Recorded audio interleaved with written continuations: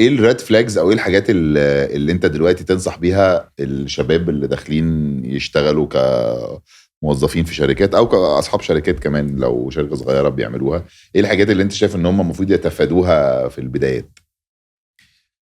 في رأيي انه اما تحب المشكلة احسن ما تحب الحل.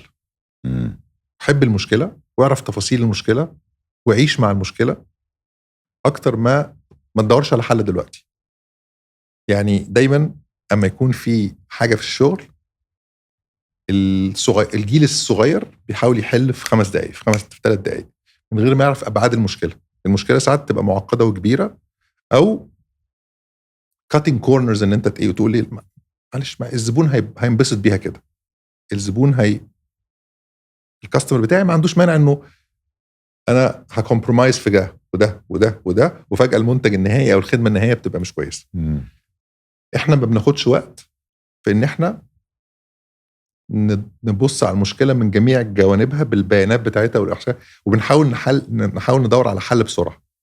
احنا فهلوية، وانا ما بتكلمش على حد مش مصري، انا فهلوية. يعني ايه بالفهلوة؟ نحب اما يجي لك مشكلة، على فكرة انا فاهمك يا كريم، انا فاهمك، اما تيجي من الطريق ده تعالى انا حليت لك مشكلتك من غير ما افهم بالظبط ايه مشكلتك.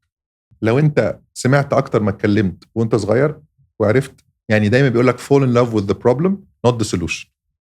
ليه؟ اما تعرف المشكله كويس قوي وتعرف جوانبها، هتعرف تحلها بطريقه اسرع. عارف البازل؟ عارف البازل؟ في ناس بتعمل بازل ورا بعض، وفي ناس بتعمل الكورنرز الاول، ده اسرع، بياخد وقت في الاول بس اسرع. خد وقتك في الاول انك تفهم المشكله، تفهم شكل المشكله عامل ازاي.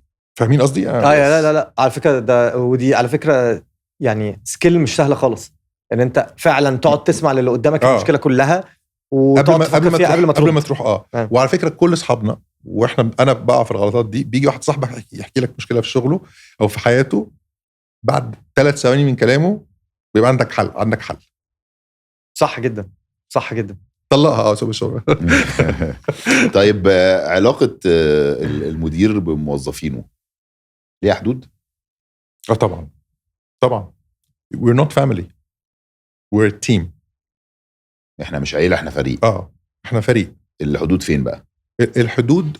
الحدود هي من موجودة من قيم الشركة. يعني ايه قيم الشركة؟ ايه؟ في قيمة اسمها ريسبكت، في قيمة في الشركة اسمها ريسبكت، عايزين نعرفها. يعني ايه؟ لو انت اتأخرت عليا في ميعادك وبعدين قلت على فكرة مراتي كانت عيانة، I will respect.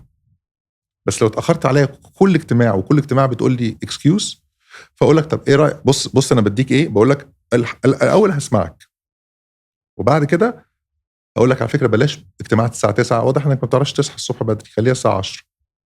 بس لو اتأخرت عليا الساعة 10 هموتك، يعني مش هتعامل معاك خالص، لانك انت ما بتحترمنيش.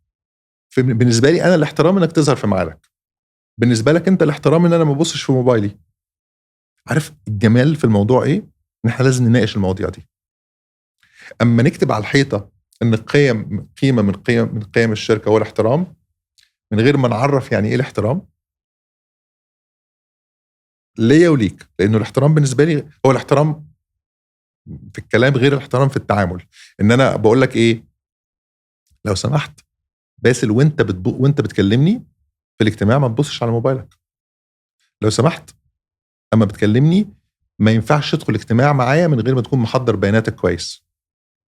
احنا ما بنقولش لبعض التفاصيل مهمة جدا. عارف، مش انتوا شركاء وانتوا صحاب؟ انا اؤكد لك انه الجزء من الصحوبية والشراكة انتوا لازم تعرفوا تتخانقوا ازاي. مهم انك تعرف تتخانق، مش تتخانق يعني تتخانق على مع كريم. تعرف انا وجهة نظري غلط، وجهة نظري مختلفة عنك. مفيش شراكة في الدنيا ولا علاقة في الدنيا ولا صحوبية في الدنيا بتمشي انت كل افكارك صح وانت تقول له يبقى انتوا الاثنين بتنافقوا بعض. ازاي تقدر تتخانق وتفضل بتحترمه وبتحبه. وباي ذا واي، هل تقدر تتخانق معاه وتقول له عايزين نفض الشراكه دي ويفضلوا اصحاب؟ يعني غالبا بتهيألي يعني that's rare. لانه جزء من الموضوع هو زي ما بقول لك، في البني ادم وفي افعال البني ادم. احنا عايزين نهاجم افعال البني ادم، مش عايزين نهاجم البني ادم. البني ادم ده على فكره عنده مليون دور، هو اب واخ وموظف وعنده عايش في الفيلم بتاعه، ان هو بيظهر لك في صوره شريك او بيظهر لك في صوره موظف. هاجم شغله، قطع شغله، موت شغله، بس الفصل ده مهم قوي. ودي العلاقه بين المدير انه ايه، انا واحد من الفريق بس انا المايسترو بتاع الفريق. انا هسمعك بس مش هسمع كلامك. هسمعك يعني ايه؟ هسمع اللي انت بتقوله، بس انا مسؤول. انت مش شايف الصوره كلها. انا مسؤول ان احنا مش هنروح العراق الاسبوع دوت او السنه دي. الشركه لازم نركز الاول في المنتج الفلاني، لازم نعمل الاستراتيجيه بتاعتي انا، وانا مسؤول قدام مجلس الاداره او اصحاب الشركه. التفاصيل دي 99% من المشاكل في كل العلاقات ان ما اتكلمناش على التفاصيل. what if